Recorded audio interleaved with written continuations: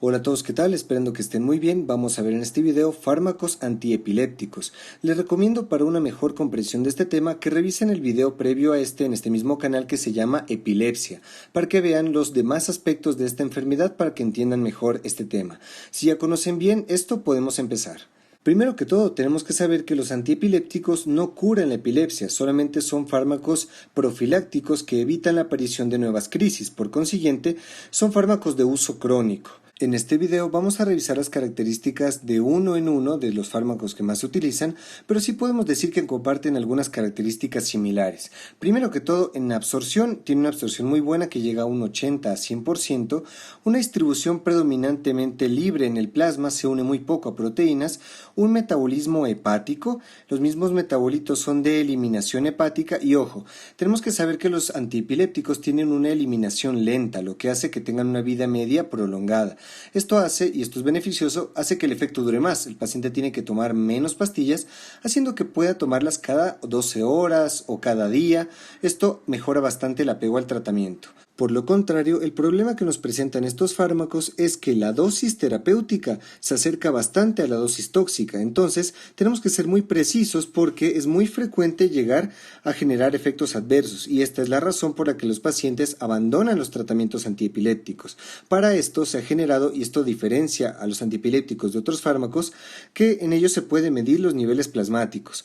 Con esto podemos ser precisos con la dosis que estamos dando para poder establecer un margen entre cuánto necesita el paciente para estar protegido de las crisis epilépticas y cuánto tenemos que disminuir para que disminuyan también los efectos adversos. Vamos a ver más adelante los efectos adversos de cada medicamento por separado, pero es importante destacar que la mayoría tiene dos consideraciones muy especiales. La primera es que son teratogénicos, es decir, pueden generar defectos en el desarrollo normal del feto, eso es muy importante tenerlo en cuenta. Y lo segundo es que estos fármacos pueden interferir con el metabolismo de la vitamina K y del ácido fólico. Esto puede predisponer a los pacientes a tener trastornos hemorrágicos y también anemia megaloblástica. Y por supuesto, estos problemas se acrecentan mucho más si es que la mujer está embarazada. Antes de meternos a hablar de los fármacos, es necesario recordar cómo funciona la transmisión neuronal, porque en esta parte es donde actúan estos fármacos. Recordemos que el potencial de acción llega a la neurona presináptica, de las vesículas se libera el glutamato, neurotransmisor excitador, activa los receptores NMDA y AMPA, esto lo vimos en el video anterior, que permite la apertura de los canales de sodio y de calcio. Esto permite que entren y recordemos que dentro de la célula es negativo. Esto hace que por dentro se vuelva positivo, se cambien las cargas y se active un potencial de acción que siga hacia la siguiente neurona. Existe un sistema de inhibición que es el sistema GABA, que también lo vimos. El GABA permite activar el receptor GABA-A para abrir los canales de cloro. El cloro entra, el cloro como es negativo, hace que la neurona permanezca negativa y al permanecer negativa no se despolariza y aquí se detiene la transmisión neuronal.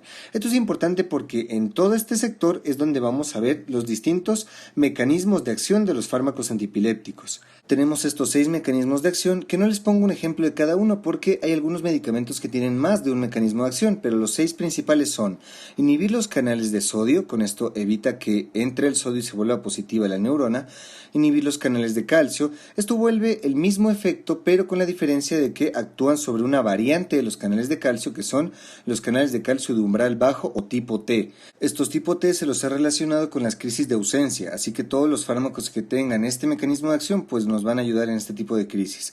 Tenemos también aquellos que aumentan la disponibilidad del GABA, los que disminuyen la liberación del glutamato, los que potencian el receptor de GABA, es decir, no es lo mismo aumentar el neurotransmisor que activar el receptor, y finalmente tenemos el que actúa sobre la membrana de las vesículas sinápticas SV2A, que lo vamos a ver al final del video, y es el levetiracetam. Habiendo dicho esto, podemos pasar a la clasificación. Tenemos dos formas de clasificarlos. La que más se utiliza es por tiempo y también tenemos la clasificación por espectro. Ya voy a explicar cada una. La forma de clasificar por tiempo se refiere a que, los fármacos antiepilépticos comenzaron a utilizarse desde 1912. Y hasta 1990 todos los fármacos en este periodo de tiempo se les va a llamar los clásicos. Todos los que aparecieron después de 1990 serán los nuevos, ¿ok? Los clásicos son los que más experiencia tenemos, o sea, llevamos casi un siglo utilizándolos, entonces en ellos se han hecho más estudios, los conocemos mejor, con mayor detalle, pero son los que más efectos secundarios tienen. En cambio, los nuevos son los que menos efectos secundarios tienen, pero los que conocemos menos. Como no hemos tenido tanto tiempo para investigarlos, para hacer más estudios, son los que menos confianza o seguridad o certeza tenemos, sin embargo son bastante buenos. Y tenemos adicional a esto un grupo de medicamentos muy singular, que es las benzodiazepinas, que como tal no las voy a incluir en el cuadro porque no son antiepilépticos como tal, sin embargo se los utiliza principalmente para las crisis agudas, para el estatus epiléptico, ya que son agonistas del receptor GABA. Yo creo que este grupo se puede decir tantas cosas que voy a hacer un video aparte de benzodiazepinas, pero es importante que sepan que se utiliza también en este tipo de enfermedades. Y además tenemos la clasificación por espectro. Por espectro quiere decir que si es de amplio espectro sirve para varios tipos de convulsiones, y las de corto espectro son más específicas, sirven para determinados tipos. Tenemos que recordar entonces que las de amplio espectro, que nos sirven para la mayoría, son el ácido valproico, que es de los clásicos, y de ahí tenemos solo nuevos, la lamotrigina, que este es un muy buen medicamento, se puede utilizar en todos los tipos de crisis, el topiramato y el levetiracetam. Y el corto espectro pues será el resto de medicamentos. Vamos a empezar hablando de los clásicos, que son estos de aquí, y vamos a ir en orden de aparición, según la cronología. Entonces, históricamente, el primer anticonvulsivo que apareció fue el fenobarbital. El fenobarbital aparece en 1912 y pertenece a la familia de los barbitúricos. Acordémonos, los barbitúricos son agentes sedantes que se utilizan en el tratamiento del insomnio, en la sedación preanestésica, pero que particularmente el fenobarbital tiene unas propiedades anticonvulsivas. ¿Cómo funciona? ¿Cuál es su mecanismo de acción? Potencian el receptor de GABA, es decir, lo vuelven más sensible a la acción del neurotransmisor. El fenobarbital está indicado en el tratamiento de crisis parciales y tónico-clónicas generalizadas. No tiene ningún tipo de acción contra crisis de ausencias. En cuanto a toxicidad, el principal efecto adverso que puede presentar el fenobarbital es la sedación. Recordemos, como pertenece a los barbitúricos, es muy probable que haga sedación. También hace algunas afectaciones de estado cognitivo, ataxia, puede generar osteomalacia, esto es importante para el seguimiento, y también reduce la vitamina K y los niveles de folato, así que es muy recomendable suministrar ambos, sobre todo en mujeres en edad fértil, durante el tratamiento con fenobarbital. En cuanto a la dosis, esta es de 100 a 200 miligramos al día en adultos o de 5 a 8 miligramos por kilo de peso al día en niños. Ahora, esto de la dosis no es específico porque puede variar de paciente en paciente, por eso es que vamos a solicitar la medición de los niveles plasmáticos. Entonces, en estos fármacos clásicos yo les voy a poner aquí 3 valores que son importantes de tener en cuenta en cuanto a niveles plasmáticos. Este primer valor es el intervalo de concentración eficaz. ¿Qué quiere decir esto? Que si nosotros medimos y se encuentra entre 10 a 40 microgramos mililitro, quiere decir que es un valor óptimo para que prevenga las crisis convulsivas. De ahí tenemos este valor que es la concentración eficaz elevada. Quiere decir que si está más de 35 nos ayuda a las convulsiones refractarias, o sea que es en los casos en los que damos el medicamento apropiado, no funciona, tenemos que subir la dosis y ya cuando ya está en 35 quiere decir que ahí ya debería controlarlo. Si es que en 35 aún así no lo logra, tenemos que evaluar utilizar otro tipo de medicamento. Y finalmente tenemos este valor que es la concentración tóxica, quiere decir que si se pasa de 40 aumenta bastante el riesgo de que haya estos efectos tóxicos. En cuanto a presentación, tenemos algunas por vía oral que son 15, 30, 60, 90, 100, pero lo que tenemos disponible, o por lo menos en mi país, son las ampollas de 120 miligramos por 12 ml. Les voy a poner en cada medicamento que veamos el valor que tiene en dólares para que puedan hacer la conversión a su moneda y sepan qué tan económico o no es cada medicamento. En el caso del fenobarbital, resulta las 10 ampollas a $5.15, es muy barato, es muy económico, muy accesible. Vamos a pasar al siguiente, que es la fenitoína. El nombre completo es difenilidantoína y pertenece a la familia de las hidantoínas. Esta ya existe desde 1908, pero recién en 1938 se logró dilucidar sus efectos anticonvulsivos. Este también parte de la investigación que se hacía para buscar un antiepiléptico que no genere somnolencia como lo hacía el fenobarbital. Entonces, lo que hace, o el mecanismo de acción que tiene, es inhibir los canales de sodio. En cuanto a indicaciones, la fenitoína tiene las mismas que del fenobarbital, o sea, crisis parciales y tónico-clónicas generalizadas. Sus efectos tóxicos pueden ser hipertrofia gingival en un 10 a 20% de pacientes, atrofia de cerebelo, osteopenia, hirsutismo en mujeres jóvenes y, al igual que el anterior, reduce los niveles de vitamina K y de ácido fólico, también tener en cuenta esto. En cuanto a la dosis, tenemos que esta es de 300 miligramos 3 veces al día y podemos subirlo hasta 600, igual repartidos en 3 veces al día, en adultos. En cambio en niños es de 5 miligramos por kilo día en 2 reparticiones, o sea, cada 12 horas. En cuanto a niveles plasmáticos, también debemos saber, al igual que en el otro ejemplo, la concentración eficaz, que es de 10 a 20, la eficaz elevada, que es de 18, y la tóxica, que es más de 20. En cuanto a presentaciones, es muy ampliamente conocida el Epamin.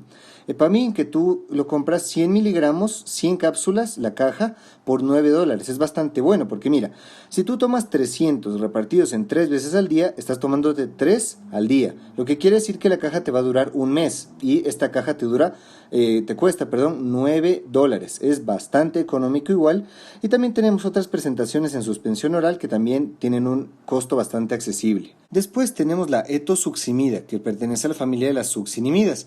Esta tiene un mecanismo diferente, que es inhibir los canales de calcio tipo T. Es decir, este es el primer fármaco que apareció y que fue eficaz para el tratamiento de las crisis de ausencia, y que de hecho se sigue utilizando ampliamente el día de hoy en todo el mundo. Sus efectos tóxicos son principalmente gastrointestinales, como diarrea, vómitos, náuseas, ¿de acuerdo? Por eso es que a diferencia del resto, se prefiere darlo en varias tomas al día, porque esto disminuye estos efectos indeseables. También puede generar otros efectos del sistema nervioso central y psiquiátricos, como agitación, somnolencia, cefalea, letargia y psicosis. En cuanto a manifestaciones cutáneas, es un poco raro, pero puede generar efectos idiosincrásicos de eritema multiforme, rash cutáneo, síndrome de Steven-Johnson. También puede generar anemia porque también interfiere con el ácido fólico. Puede ser tóxico para riñón y también para hígado. La dosis que se utiliza es 250 miligramos en niños, que de hecho es la más utilizada ya que las crisis de ausencia son predominantemente de niños, y 500 miligramos en adultos. Se puede utilizar una vez al día, pero se prefiere, como les digo, 2 veces o incluso 3 veces al día, para aminorar los efectos gastrointestinales hasta llegar a un máximo de 1500 miligramos al día. En cuanto a niveles plasmáticos, tenemos 50 a 100 de concentración eficaz, 80 de eficacia elevada y más de 100 de tóxica. En cuanto a presentaciones, aquí en el Ecuador no tenemos la etosuximida, pero existen en otros lugares las cápsulas de 250 miligramos y el jarabe para niños, que tiene 250 miligramos en 5 ml, dependiendo, usamos el uno o el otro, depende de la edad del paciente. Después tenemos a la carbamazepina, que seguramente la habrán escuchado alguna vez, pertenece a la familia de los iminoestilbenos. Se comenzó a utilizar como anticonvulsivo desde 1974, pero ya se llevaba utilizando desde los años 60 como el tratamiento de elección de dolor neuropático, y de hecho hasta el día de hoy es el fármaco de elección para neuralgia del trigémino y para otros trastornos de origen neural. El mecanismo de acción es inhibir los canales de sodio. Las indicaciones son las mismas que de la fenitoína y fenobarbital, que son crisis parciales y tónico-crónicas generalizadas. En cuanto a toxicidad, tenemos que podemos dividirla en dos grupos: la aguda, que es en ese momento cuando el paciente subió demasiado la dosis, que es un cuadro muy peligroso de irritabilidad, estupor, depresión respiratoria, que tiene que ser ingresado y tratado de inmediato. En cambio, en cuanto a toxicidad crónica, puede generar somnolencia, vértigo, ataxia, diplopía, visión borrosa, anemia y hepatotoxicidad. Como ves, tiene muchos potenciales efectos, así que el manejo adecuado de niveles plasmáticos es vital. La dosis es de 100 a 200 miligramos por día, repartido en 2 tomas, y se puede subir hasta 800 al día. Los niveles plasmáticos son de 4 a 12 la concentración eficaz, de 7 la eficacia elevada y mira, más de 8 la tóxica. Como ves, es un rango muy estrecho para que haya un buen manejo de las convulsiones y también se eviten los efectos tóxicos. En cuanto a presentaciones, tenemos las cápsulas de 200 miligramos 20 por $2.40, eso es también muy económico, o cuando son de 400 miligramos a $4, que eso te digo, es un tratamiento bastante accesible. Ahora, un medicamento que no lo voy a comentar aparte, pero es importante mencionarlo, es la oxcarbamazepina. Es muy similar a la carbamazepina antigua, con la diferencia de que es un inductor enzimático menos potente. ¿A qué me refiero con esto? La carbamazepina, cuando se utiliza con otros anticonvulsivos, tiene el defecto de disminuir los niveles plasmáticos de estos otros medicamentos. La oxcarbamazepina no tiene este efecto y hace que se respeten los valores de los otros medicamentos cuando estamos tratando crisis epilépticas de difícil manejo. Y finalmente tenemos al ácido valproico, que es el más reciente, es un ácido carboxílico y que tiene como mecanismo inhibir los canales de sodio y también los calcio tipo T. Esto le confiere que pueda ser utilizado en todo tipo de crisis epiléptica, para todas es de primera elección excepto para las crisis focales, que igual se puede utilizar pero no es tan eficaz. En cuanto a toxicidad, lo principal son efectos gastrointestinales, al igual que la etosuximida. Esta puede generar aumento de peso, alopecia, amenorrea, trombocitopenia y hepatotoxicidad. La dosis son 10 miligramos y aquí no le puse miligramos por kilo de peso al día en 2 tomas, hasta llegar a un máximo de 30 por kilo en 3 tomas. Los niveles plasmáticos que se manejan son 50 a 100 de concentración eficaz, eficaz elevada de 80 y tóxica de más de 100. La presentación más conocida es el Balcote, que son cápsulas de 250 miligramos, 30 a $13.29. Es un poquito más costoso, pero sigue siendo bastante accesible. Aquí tenemos también el jarabe oral para los niños y la solución, aquí les pongo los precios también. Eso es todo en cuanto a los fármacos clásicos. Ahora vamos a ver los nuevos. Vamos a comenzar con uno muy ampliamente utilizado que es la lamotrigina. Esta es una feniltriacina que tiene como propiedad, que no quiero que te olvides nunca, que sirve o es la primera elección para cualquier tipo de crisis convulsiva, ¿sí? Tiene como mecanismo de acción disminuir la liberación de glutamato y también tiene otro mecanismo de acción que es inhibir los canales de sodio. Esto le confiere la propiedad de poder tratar las crisis parciales, simples y complejas, tónico-clónicas generalizadas. Es el tratamiento de primera elección para síndrome de Lennox-Gastaut y también para la crisis de ausencias atípicas. Este es un fármaco muy poderoso, como puedes ver. En cuanto a toxicidad, tenemos que son principalmente efectos tóxicos en sistema nervioso, como mareo, ataxia o visión doble. También puede aumentar el riesgo de coagulación intravascular diseminada y de síndrome de Stevens-Johnson. Tener en cuenta esto. En cuanto a la dosis, tenemos que esta es de 50 miligramos, que se van subiendo progresivamente cada 2 semanas hasta llegar a una titulación de 100 a 150 miligramos al día, repartido en 2 dosis. ¿Cuáles son las presentaciones? Tenemos el Leumont, que viene de 25, de 50 y de 100 miligramos. Te viene la caja de 30 pastillas, que bueno, es económico, sigue siendo accesible, dependiendo del gramaje que tú quieras conseguir. Luego tenemos otro grupo de medicamentos que son los análogos del GABA. ¿Qué quiere decir esto? Son moléculas de GABA que se les añadió un anillo lipófilo para que puedan entrar en el organismo y atravesar la barrera hematoencefálica. Ejemplos de estos son la gabapentina y la pregabalina. Contrario a lo que se podría pensar, estos no actúan como neurotransmisores, o sea, no activan directamente el receptor, sino lo que hacen es aumentar la disponibilidad del GABA mediante la activación de una proteína que es la alfa-2 gamma 1, que todavía hasta el día de hoy no se conoce bien la utilidad de esta proteína. Estos medicamentos como tal se los utiliza en el manejo de las crisis parciales, pero como terapia complementaria, es decir, nunca como fármaco solo, sino ayudando al manejo de crisis parciales de difícil manejo. La pregabalina y la gabapentina de hecho se utilizan más para tratar los trastornos neuropáticos más que como anticonvulsivantes, pero sirven bastante como complementarios. En cuanto a su toxicidad, tenemos que decir que estos medicamentos, a diferencia del resto de todos los que ya vimos, son muy bien tolerados, pueden generar como principal efecto un poco de somnolencia y raramente fatiga, mareo o ataxia. Son muy bien tolerados. La dosis, aquí me equivoqué en la diapositiva, es 300 miligramos cada 8 horas, es decir, 900 miligramos al día y teniendo como máximo 3600. O sea, le podemos seguir subiendo más. En cuanto a presentaciones, tenemos el genérico, cápsulas de 300 miligramos por $15 o de 400 por casi $20, y el Pregalex, que es el que más se conoce, que es una dosis más reducida para otros tipos de trastornos neuropáticos, pero bueno, ahorita estamos hablando de convulsiones, así que vamos a utilizar estos de aquí arriba que tenemos. También tenemos al topiramato, que es un monosacárido sulfamato. Este tiene varios mecanismos de acción, que es inhibir los canales de sodio, potenciar el receptor de GABA y también limita al receptor de AMPA. Recordemos que este permitía el ingreso de los cationes. El topiramato, al igual que la lamotrigina, tiene bastantes indicaciones. Sirve para crisis parciales, sobre todo las de difícil manejo, las tónico-clónicas generalizadas y para el síndrome de Lennox-Gastaut de difícil manejo. Otra cosa que no puse aquí es que es la primera elección también para crisis mioclónicas. Y puede ser utilizado en todo tipo de crisis, como les había puesto, excepto las de ausencia. Es de amplio espectro, pero no sirve para las de ausencia. En cuanto a toxicidad, también es un fármaco muy bien tolerado, a diferencia de la lamotrigina, y puede generar, igual como máximo, somnolencia, genera pérdida de peso, y también es importante ante una nefroliteasis el antecedente de haber tomado topiramato. La dosis que se utiliza es de 200 a 600 miligramos día, repartidos en dos dosis, pero siempre se recomienda empezar el topiramato con dosis bajas, de 25 a 50, que progresivamente las vamos subiendo hasta llegar a esto. Es por eso que hay muchas presentaciones y que se vende como Topictal. Este es el famoso Topictal, que se vende en 25, 50 y 100 miligramos dependiendo de cómo vayamos avanzando en esta curva. Este es un medicamento ya más costoso, pero igual, como te digo, sigue siendo accesible y sobre todo que es bastante bueno para las crisis epilépticas ya muy difíciles de tratar. Y finalmente tenemos el levetiracetam, que es una pirrolidina. Este medicamento tiene un mecanismo de acción único que todavía no lo dilucidamos por completo, pero actúa sobre la membrana de las vesículas presinápticas SV2A, probablemente retrasando la liberación de glutamato, pero como te digo, hasta la fecha no se conoce el mecanismo de acción por completo. Está indicado y es de primera elección para todas las crisis parciales que sean de difícil manejo, es decir, las refractarias a otros anticonvulsivos.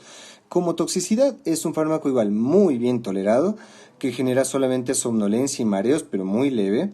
La dosis es de 500 a 1000 miligramos al día hasta un máximo de 2 a 3 gramos al día repartido en dos dosis.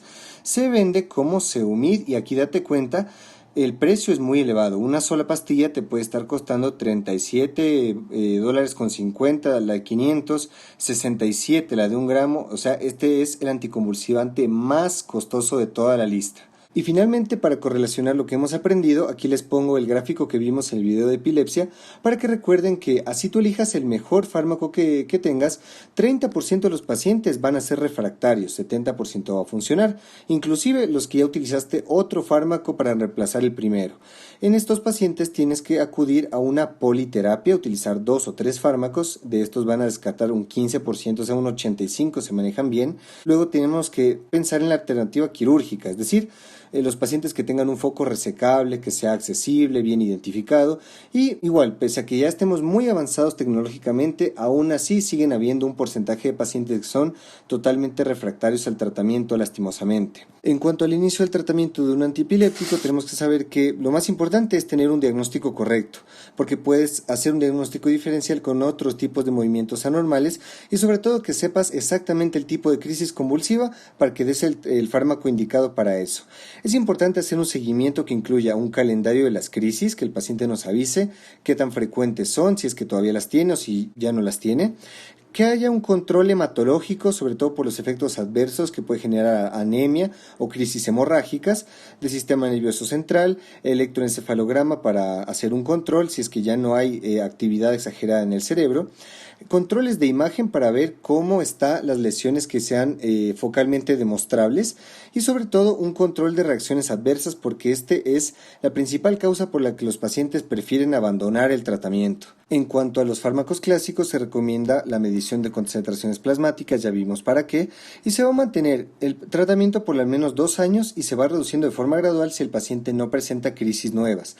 Podemos pensar en suspender la medicación antiepiléptica si es que el paciente no ha presentado crisis en estos 2 a 5 años, dice la literatura, si es que tiene un electroencefalograma normal, epilepsia idiopática de la infancia, o sea otro síndrome que sea exclusivo de la infancia y tengan crisis que se controlan con un solo fármaco. En ellos se recomienda suspender las recidivas, o sea, si es que nosotros decidimos suspender, las recidivas de las crisis convulsivas pueden ocurrir dentro de los 4 primeros meses. Esto es importante porque si tú suspendiste un fármaco y ya pasaron más de 4 meses y el paciente no volvió a tener una crisis, lo más probable es que ya no requiera el manejo de estos antiepilépticos por el resto de su vida. Y finalmente les dejo aquí una tabla para que se acuerden cuáles son los fármacos de primera elección y también los alternativos para cada tipo de crisis. Por ejemplo, la tónico-clónica generalizada, como les dije, la motrigina está en todo, como les había dicho, aquí está, como primera elección.